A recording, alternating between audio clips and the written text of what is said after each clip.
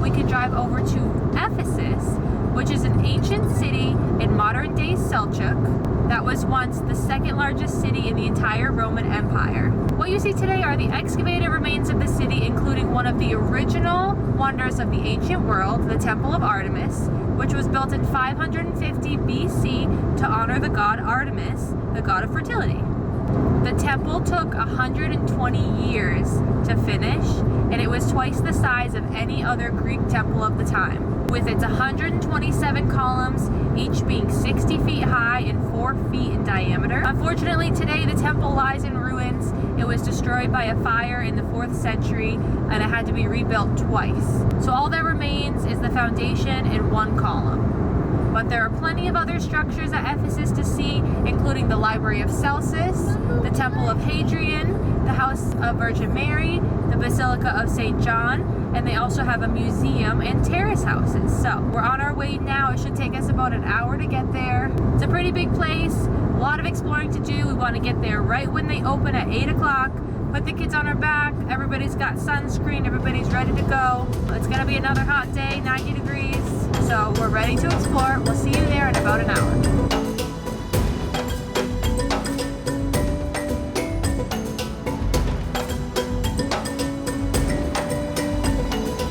Buddy's ready to go.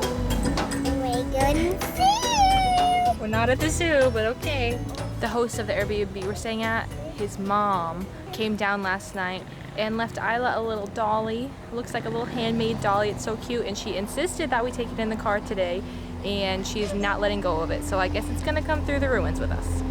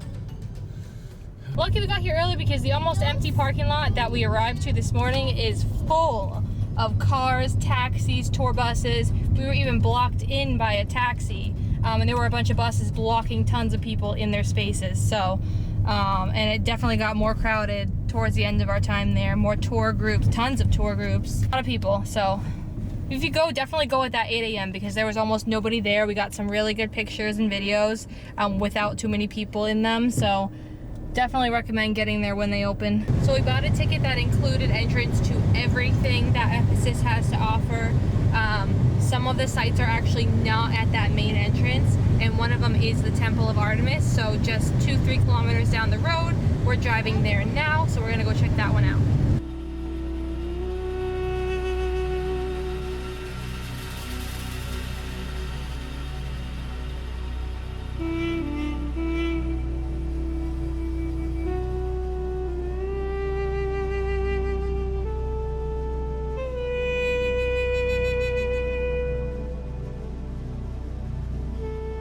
Cool to see where one of the original 7 wonders of the world was. It's really sad that it was destroyed.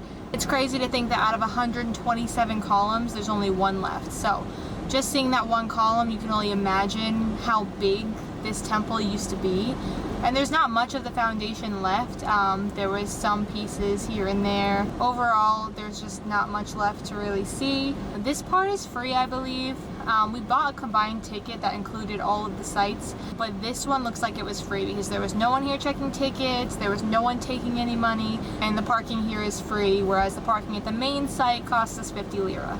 It's nice to be able to say that we saw what remains of one of the original 7 wonders of the world, but it's just really sad that it's in such bad condition and there's not more left of it. And there was a lot of trash on the ground as well. It doesn't look like it's well kept, but cool to say that we've been here. Something else that I found out is that the next city that we're going to in Turkey also has the site of another of the original 7 wonders of the world. But in Bodrum, where we're going next, there is, I'm assuming what's left of, or maybe the site where it used to be, the mausoleum of Halicarnassus, which was one of the original 7 wonders of the world as well. It's like beyond disappointing. What'd you say? It's like beyond disappointing. Yeah, that's why I went and looked, and then Ryan just went and looked, and I just said the same thing. It's really sad that there's not more left. The one full column that's still standing, just imagine there was 127 of those. Yeah. Imagine how big it used to be. Yeah. It's just really sad. And there's a lot of trash everywhere. Disappointing, but I mean, we can say that we saw where this great temple used to be, and we saw parts of it. So, like I just said, there's a lot more impressive things back at the main site that we saw. Like the Library of Celsus was amazing. Yeah, the stadium was amazing. There's a lot of things that were well kept there, well preserved, maybe, you know, well rebuilt, whatnot. And they were still doing excavations there. They were still rebuilding some parts of it. There were some signs and some things were blocked off. So definitely do Ephesus. It's amazing. It was just really hot today, even at 8 a.m. It was like 90 degrees somehow. Isla cried the entire last like 20 minutes that we were there, and we were just trying to like book it back to the car, and she was just screaming and screaming and screaming. And now she's passed out in the back seat. She is so tired. And then we're gonna have to wake her up to fix her because she can't ride in the car like that. So this will be fun. Just a short drive down the road, and included in our entrance ticket to Ephesus is the Basilica of St. John. It's a huge site where the ruins of the Basilica of St. John are, and it's the supposed burial site of John the Apostle. It was constructed by Justinian I in the 6th century, and it was modeled after the now lost Church of the Holy Apostles in Constantinople, which is modern day Istanbul, Turkey. So let's go check it out.